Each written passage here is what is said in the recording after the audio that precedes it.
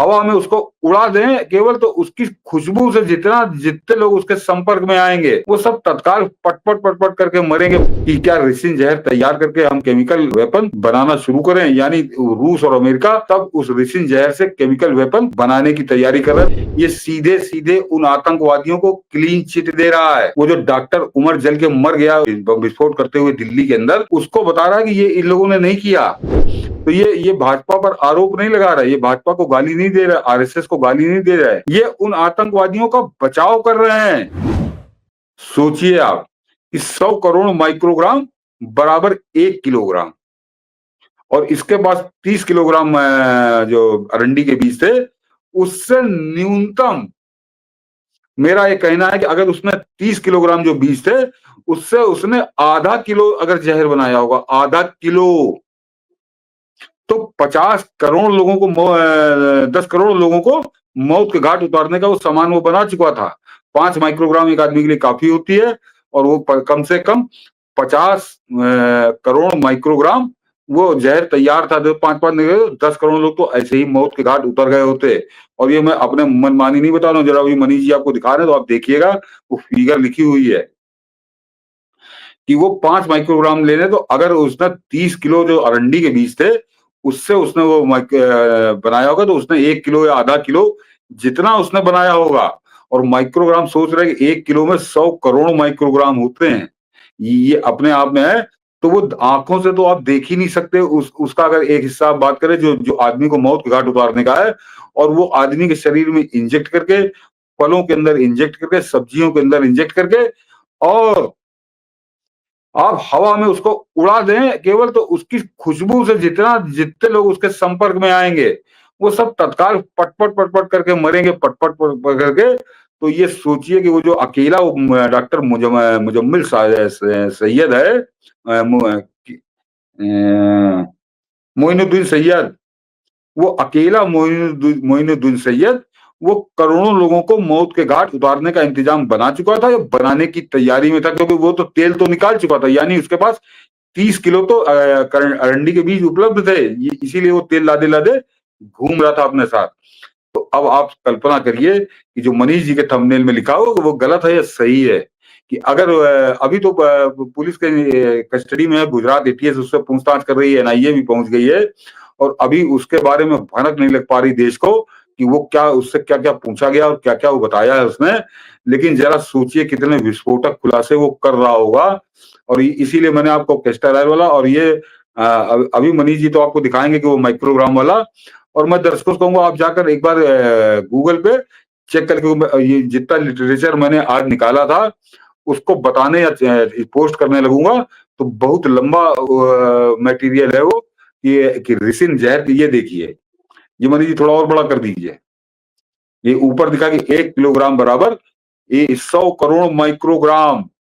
ये मैंने आपको तौल लिखी है, तौल, यानी अगर 1 किलोग्राम वो रिसिन जहर हो, तो आप कम से कम 20 करोड़ लोगों को मौत के घाट उतार सकते हैं। 5 माइक्रोग्राम एक आदमी की जान ले सकता है। ये 1 किलोग्राम बराबर 100 करोड़ माइक्रोग्राम, ये दिखाना था मुझे ताकि पुष्टि कर लीजिए आप। अब आप सोचिए कि जो एक किलो का 100 करोड़वां हिस्सा, तो आप निगाह से तो देख ही नहीं सकते। वो तो जो आपके अंदर इंजेक्ट कर रहा होगा, या जो आपको उसका शिकार बना रहा होगा, वो जान रहा है कि हम क्या करने जा रहे हैं। तो इस तरह का अंधा हथियार जो आपको ना आंखों से दिखाई दे, ना सुनाई दे, और अगर नाक तक पहुंच जाए तो खुशबू से पहले आप मौत के घाट उतर जाएं, ये काम था। और इनका नेटवर्क कश्मीर से लेके लखनऊ तक, गुजरात से लेके दिल्ली तक ये कैसा फैला था। तो ये जो जहर तैयार कर रहा था वो मोइनुद्दीन सैयद, वो तो पूरे देश में वितरित हो जाता। और ये कुंजड़े, कबाड़ी, इस तरह के जो नीच काम करने वाले हैं, आपके घरों में सब्जी बेचने वाले, फल बेचने वाले, ये सब वही लोग हैं, ये सब वही लोग हैं। ये उनको सप्लाई होना था, और वहां से वो केले में, संतरे में, फलों के अंदर कैसे इंजेक्ट करके पहुंचता। तो सोचिए हिंदुस्तान के अंदर कैसी तबाही होती है। पाकिस्तान जो सपने देखता है कि मैं परमाणु बम मार दूंगा, उसको कोई जरूरत ही नहीं थी। ऐसा परमाणु बम तो दुनिया में कोई बना ही नहीं कि जो आप करोड़ों लोगों को एक झटके में मौत के घाट उतार दे। और उस मौत के घाट उतारने की तैयारी ये 7-8 डॉक्टर मिलके कर रहे थे, इसीलिए सारे डॉक्टरों का पूरा गैंग था ये। ये पूरा गैंग डॉक्टरों का था और ये चाइना से लेके आया था। और ये जब आप हिस्ट्री पढ़ेंगे रिसिन जहर की, तब आपको पता चलेगा कि जिस समय कोल्ड वॉर चल रही थी अमेरिका और रूस के बीच, उस समय रूस और अमेरिका में ये प्रयोग हुआ था कि क्या रेसिन जहर तैयार करके हम केमिकल वेपन बनाना शुरू करें। यानी रूस और अमेरिका तब उस रेसिन जहर से केमिकल वेपन बनाने की तैयारी कर रहे थे। जब कोल्ड वॉर खत्म हुई, रूस सोवियत संघ टूट गया, तो बात आई गई, खत्म हो गई, तब से वो ठंडे बस्ते में था। अब जो है 30-40 साल बाद ये डॉक्टर मोइनुद्दीन सैयद और ये जिहादी मानसिकता के डॉक्टर ये अब दोबारा उसको लेकर आए हैं। तो मेरा तो एक ही सवाल है, बार बार फिर कह रहा हूं, जो मैंने आपको इतनी लंबी कहानी बताई, कि इसके पीछे कौन हमको आश्वस्त करेगा कि आगे अगला कोई जो मुसलमान डॉक्टर है वो रेसिन जहर का प्रयोग नहीं करेगा। ये सेकुलर नेता आके जरा बताएं। तभी समझ में आता है कि कितना घातक था और पाकिस्तान लगातार पस्त होने के बाद अब ये किस तरह का एजेंडा इस देश के खिलाफ बना रहा है और क्यों हम कह रहे हैं कि करोड़ों लोगों को मौत के घाट उतारने की पूरी ये प्लानिंग थी। मैंने इसीलिए दिखा दिया कि और ये आप जरा सा भी सर्च करेंगे, गूगल पे लिख के करेंगे, जो ग्रोक ग्रोक जो आजकल एआई के टूल चले हैं, उन पर आप लिख के देखिए कि रेसिन जहर के जान लेने के लिए किसी व्यक्ति की कितना जरूरी है। तो वो आपको तत्काल लिख के देगा कि 5 माइक्रोग्राम, और 1 माइक्रोग्राम 1 किलो में, तो वो मैंने आपको अभी दिखाया कि 100 करोड़ माइक्रोग्राम होते हैं 1 किलोग्राम में। और उसके पास वो जो जिससे वो रेसिन जहर बनता है, उसके 30 किलो अरंडी के बीज वो मोइनुद्दीन सैयद के पास ऑलरेडी थे, क्योंकि उसके बाद 10 किलो कैस्टर ऑयल बरामद हुआ। तो उसने बाजार से नहीं खरीदा था, वो उसने निकाल के वो बीज अलग किए थे। और वो कितना सफल हुआ है, कितना सफल नहीं हुआ है, क्या क्या उसने बना लिया है या अभी वो बनाने जा रहा था, ये सब अभी जांच के बाद पता चलेगा। तो वो एजेंसियों को इंतजार करिए, एजेंसियां जब उसका रहस्योद्घाटन करेगी तब आपकी समझ में आएगा कि यमराज तो वो बैठा हुआ है। ये दिल्ली में तो जो कुछ हुआ, ये कल भी मैंने कहा था, मैंने कहा 2 बातें मैंने कही थी और दोनों बातें आज 100% सच साबित हो रही हैं। पहला मैंने कहा था कि वो 2 या 3 आतंकवादी तो उसी में जल के मर गए, तो वो बिल्कुल सही हो गया कि अब वो मर गए हैं। वो चला रहे थे गाड़ी और उसके अंदर से वो जल के मर गए। तो एक तो ये बात सही हुई थी। और दूसरे डॉक्टर, जरा सोचिए कि वो डॉक्टर उमर जो मरा है उस गाड़ी को चलाते हुए, पुलवामा का रहने वाला है, वो भी उसी के अंदर भस्म हुआ है। देखिए मामला सिर्फ इतना तक ही नहीं है, अभी आस्तीन के छाप क्या क्या कह रहे हैं और ये कौन है, ये पूरे साक्ष्य आपको दे रहे हैं। ये देश में आस्तीन से छुपे हुए कैसे कैसे सांप हैं जरा और सुनिए। इसकी मार कल दिल्ली में लाल किले के सामने एक धमाका हुआ है। उसका राज क्या है मेरे अजीज, किसी को नहीं मालूम, लेकिन एक बहुत बड़ा खुलासा आपके सामने रखने के लिए जा रहा हूँ। इस भाई की बात सुन लीजिए और 100% इनकी बात में सच्चाई है मेरे अजीज। आप सुन लीजिए और इतना शेयर करना कि हिंदुस्तान के कोने कोने में ये दिल्ली के धमाके का खुलासा जाना चाहिए जो इन्होंने बताया है। देखिए जरा। दिल्ली वालों, बिहार वालों, देश वालों, समझ लो जो ये धमाका हुआ है दिल्ली में, ये जो बम फटा है कार में, एलएनजेपी अस्पताल के हिसाब से 9 लोगों की मौत हो गई है अभी तक। आप 9:30 बजे हैं इस टाइम पर। अगर कल की रैली में कोई व्यक्ति इस धमाके के नाम पर वोट मांगे तो समझ लेना ये धमाका उसी हरामजादे ने करवाया है या उसकी टीम ने करवाया है। और अगर समलैंगिक संघ के बारे में पूरी जानकारी हो आप लोगों को, या इस पूरे के पूरे घटनाक्रम की जांच हो जाए निष्पक्ष और किसी रिटायर्ड जज की अध्यक्षता में, तो आपको पता चलेगा कि ये सारे तार राष्ट्रीय समलैंगिक संघ से जुड़े हुए मिलेंगे आपको। ये धमाका हुआ नहीं है, कोई आतंकी घटना नहीं है, ये किया गया है। और कल जो वोट ले जाएगी या मांगी जाएगी या रैली होगी, इसकी निगरानी आपको बना के रखनी है। इशारों ही इशारों में इस भाई ने बहुत बड़ी बात कह दी है और इनकी बातों में कितनी सच्चाई है हमें कमेंट बॉक्स में अभी के अभी बताना। अपने भाई को फॉलो कर लेना क्योंकि हम हमेशा आपको अच्छे और सच्चे पैगाम देते रहते हैं। जज़ाकल्लाह। हिंदुस्तान जिंदाबाद। ये कौन है जरा इसको देखिए। ये बस, हाँ जरा ये देख लीजिए, इसका परिचय जान लीजिए। ये सलमान रजा नाम का आदमी है, ये अमरोहा उत्तर प्रदेश में रहता है। तो योगी बाबा और योगी बाबा की पुलिस वो जरा इस पर ध्यान दे अब मेरे ख्याल से दे चुकी होगी। इसका परिणाम हम लोग को सामने नजर आएगा। ये सलमान रजा नाम का आदमी है और ये कह क्या रहा है, ये कह क्या रहा है, जरा गौर करिए। ये सीधे सीधे उन आतंकवादियों को क्लीन चिट दे रहा है। वो जो डॉक्टर उमर जल के मर गया विस्फोट करते हुए दिल्ली के अंदर, उसको बता रहा है कि ये इन लोगों ने नहीं किया, ये तो इनसे सरकार ने करवाया है। यानी ये सीधे सीधे कह रहा है कि ये जो दिल्ली में कल धमाका हुआ वो देश की सरकार ने करवाया है, और आतंकवादी जिनके जो 8 डॉक्टर पकड़े गए हैं, इनका कोई रोल नहीं है, इनकी कोई भूमिका नहीं है इस पूरे हत्याकांड में, जो निर्मम नृशंस हत्याकांड हुआ है। ये है आस्तीन के सांप, जो इस तरह से आतंकवादियों का बचाव करने के लिए मैदान में उतर गए। तो ये मनीष जी, ये अलग अलग लोग नहीं है, ये वेल कोऑर्डिनेटेड गैंग एक है, जिसका आपस में बड़ा गजब का तालमेल है कि उधर उन्होंने ये काम किया, ये धमाका किया, और उधर वो पकड़ा गया गुजरात में, और ये इधर उतर गए मैदान में इनको सफाई देने के लिए कि ये लोग बेचारे निर्दोष लोग हैं और सरकार ने करवाई, यानी सरकार की तरफ चला जाए जहर।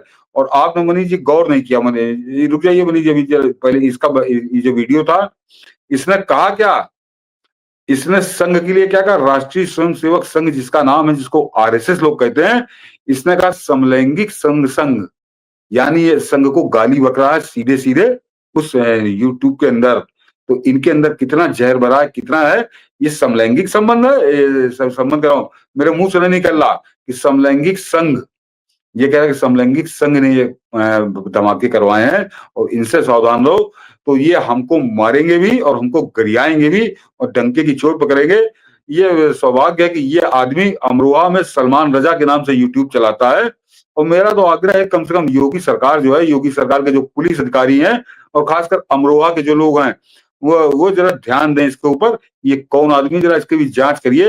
ये निश्चित तौर पर वो जो कब बम धमाके हुए हैं और उन आतंकवादियों को आज ये क्लीन चिट देने के लिए उतरा है मैदान के अंदर, तो निश्चित तौर से ये उसी गैंग का सक्रिय मेंबर है, और पकड़ेंगे तो इसके बहुत परतें खुलेंगी। ये था। अब जरा दूसरी फोटो दिखाइए। और ये परत दर परत ये है, ये साबित होता है कि करोड़ों की मौत की जो ये जो फेल हुआ है, ये अब उसको ढकने के लिए एजेंडे पोत रहे हैं ये जिहादी। और टेलीविजन चैनल पर आप पार्टी, समाजवादी पार्टी से लेकर तमाम प्रवक्ता, ये इतना सब कुछ खेल होने पर भी इन्हें बैकअप दे रहे हैं। अब ये जरा इसको देखिए, बिहार चुनाव के लिए कराया गया ब्लास्ट। ये इसका वो थंबनेल है इसका। जी, ये बताता है कि किस स्तर का खेल है, और ये एक दो नहीं है, इस तरह के भरे पड़े हैं पूरे सोशल मीडिया पर। और ये जो अभी ये जो मनीष जी ने आपको अभी थंबनेल दिखाया, इसके ऊपर मैंने जो लिख के मैंने ट्वीट किया, जरा मैं पढ़ दूं, 4-5 लाइनें हैं कि कल दिल्ली में मौत का विभत्स खेल खेलने उतरे हत्यारे आतंकियों का बचाव करने के लिए उनका कंडोम बनकर मैदान में उतर चुके हैं आस्तीन के सांप। भारत और सनातनी भारतीयों के खिलाफ घृणा, द्वेष और ईर्ष्या के घातक जहर से लबालब इन आस्तीन के सांपों के फन कुचलना और अनिवार्य राष्ट्रीय आवश्यकता बन चुका है। और ये पब्लिक इंडिया करके कोई चैनल है, हाँ, यहाँ पब्लिक इंडिया मैंने इसका पूरा डिटेल इसमें साथ दिया है। और ये पब्लिक इंडिया है कौन, अब जरा ये समझिए कि यहाँ के जो कुछ कुत्ते, यहाँ के जो आवारा कुत्ते थे, पागल कुत्ते थे, और जो 1 महीना पहले अमेरिका गए थे उस ट्रंप की गुदा द्वार चाटने, जो ट्रंप की गुदा जिन्होंने चाटी अपनी जबान से, पूरे 1 महीने तक चाटते रहे। इनको हरामखोरी करके अमेरिका में कौन रोटी तुड़वा रहा था, पहले तो इसकी जांच करे जब सरकार को भी हम लोग बाद में आते हैं। ये अमेरिका में जो कुत्ते वहां ट्रंप की गुदा चाटने गए थे, ये सारे कुत्ते इस पब्लिक इंडिया चैनल के वीवीआईपी मेहमान, वीवीआईपी विश्लेषक हैं, और नियमित रूप से इसमें वो सारे कुत्तों के दर्शन आपको इस चैनल पे हो जाएंगे। और वो चैनल जो है क्या कह रहा है, ये अभी आपने देखा कि वो भी इन आतंकवादियों को क्लीन चिट दे रहा है, दे रहा है। क्या कह के दे रहा है, ये धमाके करवाए गए हैं बिहार चुनाव को ध्यान में रखकर। तो वो जो आतंकवादी थे उनका तो बिहार के चुनाव से कोई लेना देना था नहीं, बिहार के चुनाव में कौन है, बिहार के चुनाव में भाजपा के लेना देना था। तो ये कह रहे हैं कि भाजपा की सरकार ने, भाजपा ने ये धमाके करवाए हैं। तो ये भाजपा पर आरोप नहीं लगा रहा है, ये भाजपा को गाली नहीं दे रहा है, आरएसएस को गाली नहीं दे रहा है, ये उन आतंकवादियों का बचाव कर रहे हैं। जरा पलट के समझिए। ये जानते हैं कि लोग कहेंगे ये तो भाजपा को ऐसा कह रहा, भाजपा को नहीं कह रहा ये उन आतंकवादियों का बचाव कर रहा है, ताकि आप उनको निर्दोष समझें, उनके ऊपर सवाल उठाना छोड़ दें या उन पे जूते चलाना छोड़ दें। तो इसके लिए ये घुमाकर इस तरफ मोड़ रहा है उस आक्रोश को, जनता के आक्रोश को, देश के आक्रोश को। तो यानी ये हमको एक तरह से हमारी मौत की तरफ ढकेल रहे हैं, गड्ढे की तरफ, कि तुम उससे अनभिज्ञ बने रहो, तुम अपनी आंखें बंद किए रहो और तुम उसी तरफ बढ़ते चलो जिधर हम तुमको ढकेल रहे हैं। तो ऐसे लोग, ये मनीष जी आस्तीन के सांप, इन्हीं लोगों को कहते हैं। और सरकार को इसके मैंने कहा ना, इनके फन कुचल डालने चाहिए। अब इसके बाद कुछ बाकी नहीं है। और प्रधानमंत्री मोदी का जो आज संदेश आया है, जरा बता दूं कि भूटान से, मैंने कल भी कहा था और आज भी कह रहा हूं कि ये पाकिस्तान को जूते बरसाना, और पिछले 11.5 साल का इतिहास बताता है प्रधानमंत्री मोदी का कि पाकिस्तान को हम जब चाहे तब मारेंगे। पाकिस्तान, हमारी सेना जब घुस के पाकिस्तान को पाकिस्तान के अंदर मारेगी, उसके घर के भीतर घुस के मारेगी और वो जूते खाएगा। हिंदुस्तान की सेना इतनी भारी पड़ चुकी है उसके ऊपर, और विशेषकर पिछले 11 साल के अंदर, कि हिंदुस्तान की सेना के लिए पाकिस्तान की सेना कोई मुद्दा ही नहीं है। वो तो चाहे जब घुस के उसको जुटियाओ। अब वो रखायल हो चुकी है हिंदुस्तान की, जूता खोर रखायल। उसको जूता मारो, उसको रखायल बना के रखो। तो वो तो इस हैसियत में आ चुका है।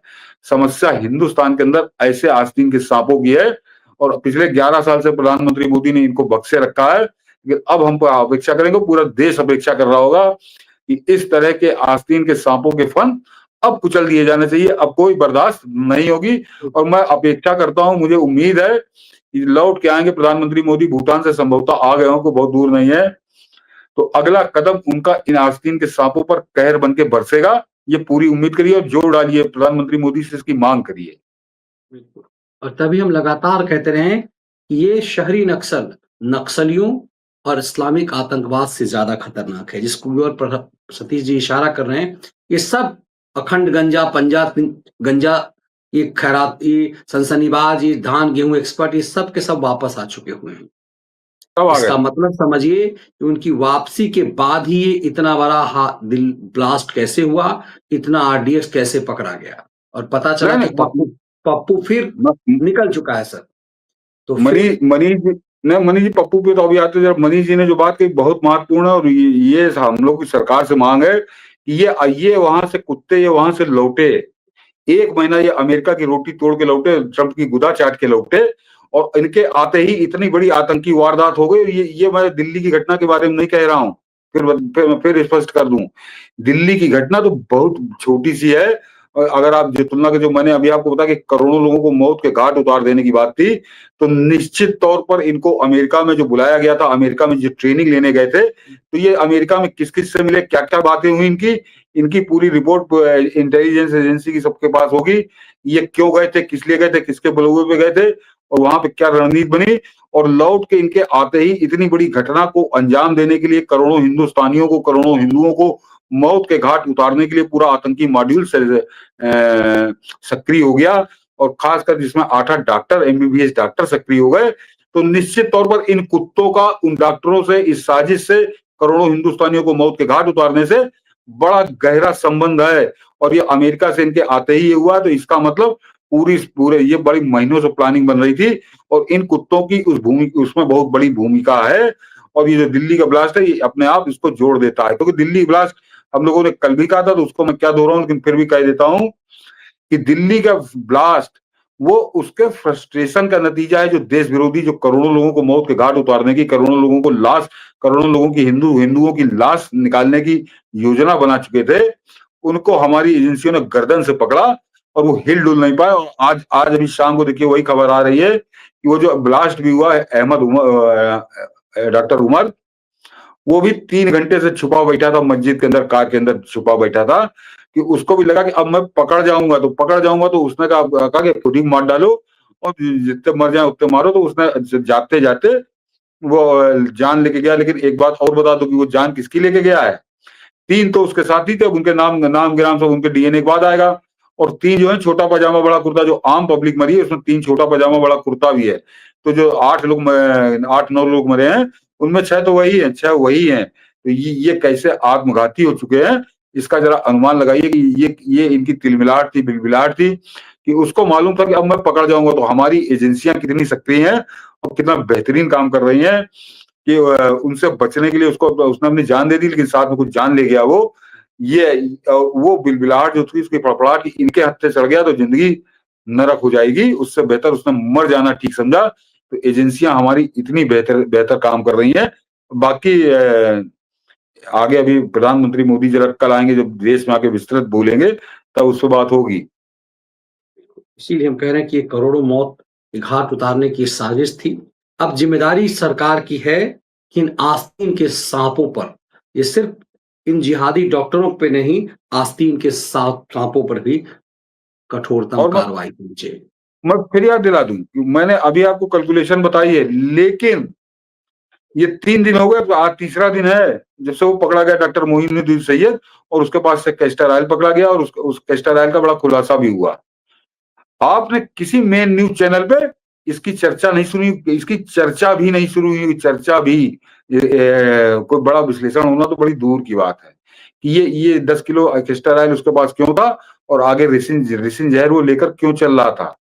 तो ये कौन लोग हैं जो इन लोगों को रोक रहे हैं। तो एक बहुत बड़ा नेटवर्क है, और जिसके खिलाफ बड़ी देश को भी संगठित होना पड़ेगा, अन्यथा बहुत आने वाला समय खराब है। इसीलिए इसकी गंभीरता को अब समझने की जरूरत है